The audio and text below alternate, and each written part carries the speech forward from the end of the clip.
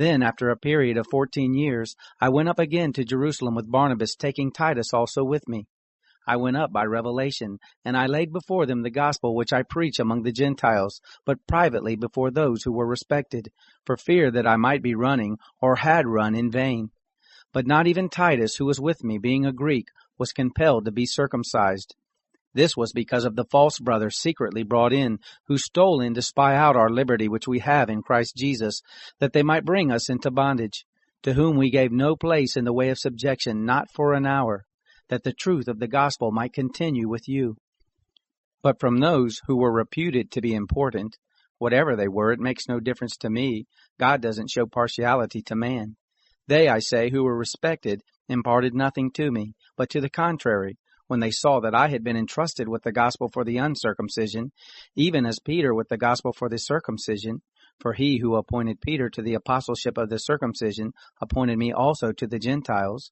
And when they perceived the grace that was given to me, James and Cephas and John, they who were reputed to be pillars, gave to me and Barnabas the right hand of fellowship, that we should go to the Gentiles, and they to the circumcision.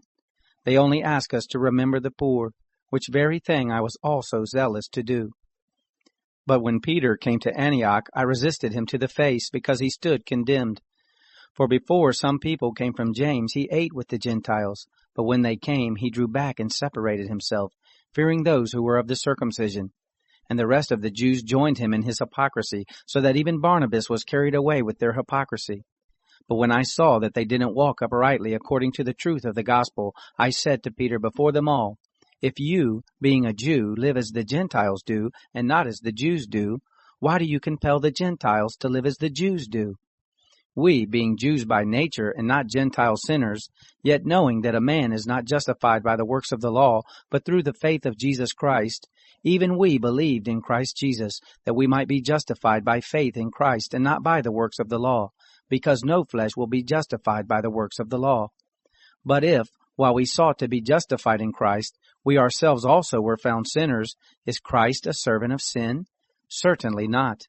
For if I build up again those things which I destroyed, I prove myself a lawbreaker. For I, through the law, died to the law, that I might live to God. I have been crucified with Christ, and it is no longer I that live, but Christ living in me. That life which I now live in the flesh, I live by faith in the Son of God, who loved me and gave himself up for me. I don't make void the grace of God, for if righteousness is through the law, then Christ died for nothing.